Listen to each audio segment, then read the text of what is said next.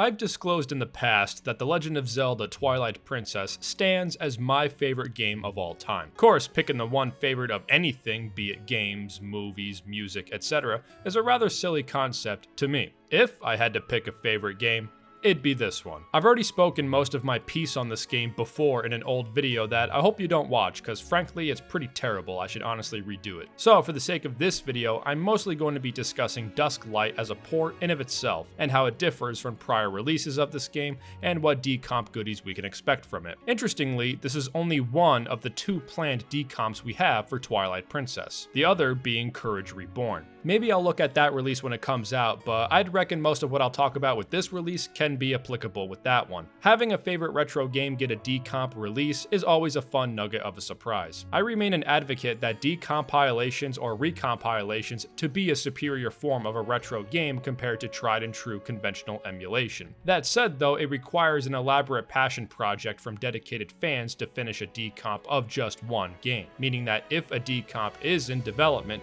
it takes a full dev cycle, possibly over several years, to finish one. Patience is rewarded, as every decomp I've played, I could confidently proclaim them as the best release of each corresponding game, as each decomp maintains the complete original one-to-one experience indistinguishable from the original release, whilst also offering the typical enhancements of standard remasters or remakes via easily accessible and comprehensible toggles. Dusklight continues the winning streak by easily being the new definitive way to experience The Legend of Zelda Twilight Princess. User experience is one aspect of any game release I take into serious consideration, and one area I would feel prior decomps falter on. While options are great, overloading the screen with options, settings, sliders, toggles, switches, and features can get disorienting. Dusklight keeps things comprehensively contained by relegating all specific decomp features into a clean, professional-looking menu that any player of PC games is sure to feel right at home with, leaving all the core UI menu options in-game untouched. Many of the settings are par for the course if you're already familiar with decomps, so let's run through them real quick and go over the ones that are more distinguished. As a disclaimer, everything here is based on version 1.2. The game already has seen new updates, and surely the newest version is the better one to install,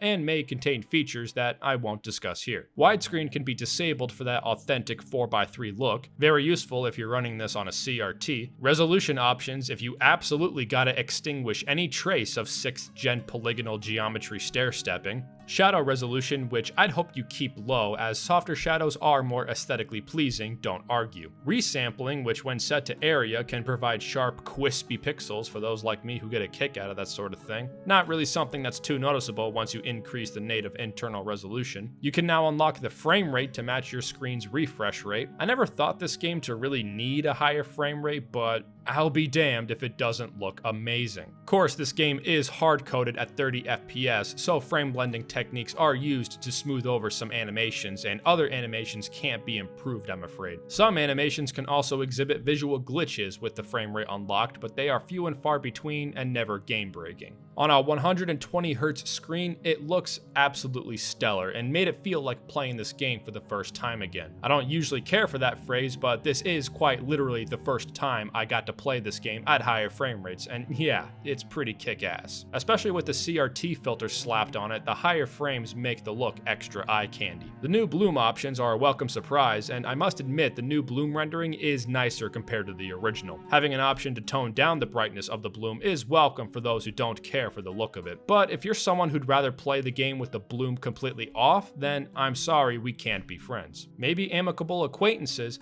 but I'm sorry you're stuck using the neglected third-party Player 2 controller, and you get the flat, warm Dr. Pepper that was left out on the counter overnight. Texture pack support, of course, if you're into that, which I'm notoriously not. Like before, I simply find higher quality textures to clash with low polygonal geometry, looking flat when up close and highlighting the already distracting repeat tiling. Personally, I'm booting up shader glass and slapping on a CRT filter, as that's how I'd rather play the game. Okay. Control options are versatile, with this port being compatible with just about any controller, Bluetooth or otherwise. Original GameCube controllers work effortlessly with the USB adapter, and the Switch 2 wireless controller plays just as well. Unfortunately, Nintendo implemented encrypted firmware into this controller, making it unusable to connect to PC wirelessly, at least for the moment. Via a wire, it plays perfectly fine, but hopefully wireless support isn't too far into the future, as I don't really trust the durability of the USB-C plug during active play. Totally worth it though, as Nintendo's bizarre move to put a gyroscope into the wireless GCN controller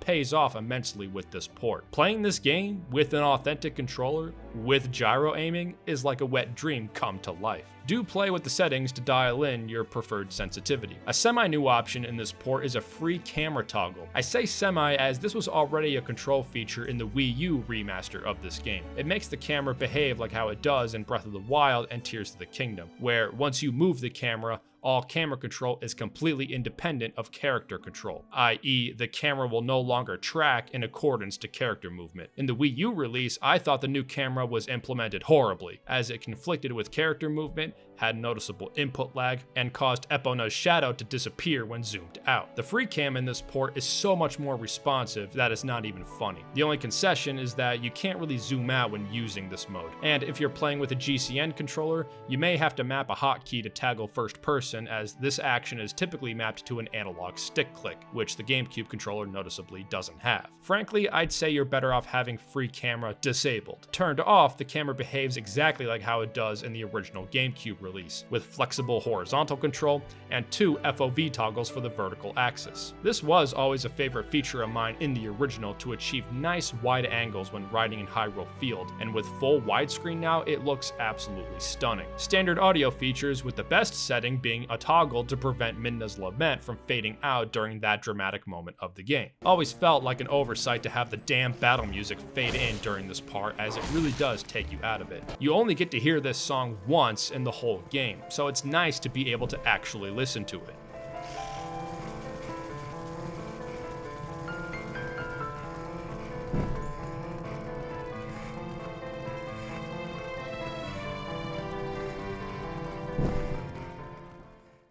Not really a game changer, but definitely a game enhancer. Quite a few gameplay tweaks to play with. For the first time, a standard mirror mode is easily accessible for players of the Wii version that isn't locked behind a harder difficulty. Now it's just a flick of a switch, which it always should have been. Disable the HUD if you'd like, but honestly with widescreen the HUD isn't nearly as clustered as it was before. You can now rotate Link's model in the menu, which is cute. Some difficulty toggles, which I honestly prefer over a tacked on hero mode. Quality of life options, which include all of the Wii U enhancements, such as faster climbing, which while I never had an issue with before, I certainly will have it on here. Disabling the rupee pop-up after restarting the game, larger wallet sizes which match the values of the Wii U version, though bear in mind, in-game descriptions will always match the GCN Wii values. Faster Tears of Light acquisition, which will save you a total of 45 seconds per playthrough. Auto-saving, which is pretty cool and comes with a nice unobtrusive icon in the corner. Really helped for the one time this port crashed on me and saved me from redoing lots of progress. Instant text boxes, which is especially nice for repeating dialogue selections. You can turn off those occasional moments when Link staggers during a climb if it really bothers you that much. Disable recoil from hitting a wall, useful for those who really suck at the sword combat in this game. Prevent rupees from returning to chests, which you'll never see me turn on, as I'd rather let the 100 rupees stay 100 rupees. Disable having to fish a second time for the cat, which again will save you precisely 14 seconds per playthrough. The quick transform of the Wii U version is effortlessly implemented here thanks to an intuitive button combo, no longer requiring a cumbersome gamepad touchscreen just to use it. Brand new for this release is re-implementing the Sun Song from Ocarina of Time via another button combo. Once you obtain the Master Sword and can transform at will, you can now manually activate Wolf Link's Howl to perform the Sun Song. It's a little awkward, but it functions just like Ocarina, allowing to instantly change the time of day to dusk or dawn at will, but only during moments when time is actively passing, like in the overworld. For normal questing, it's not too useful, as not being able to change the time of day hardly affected the game,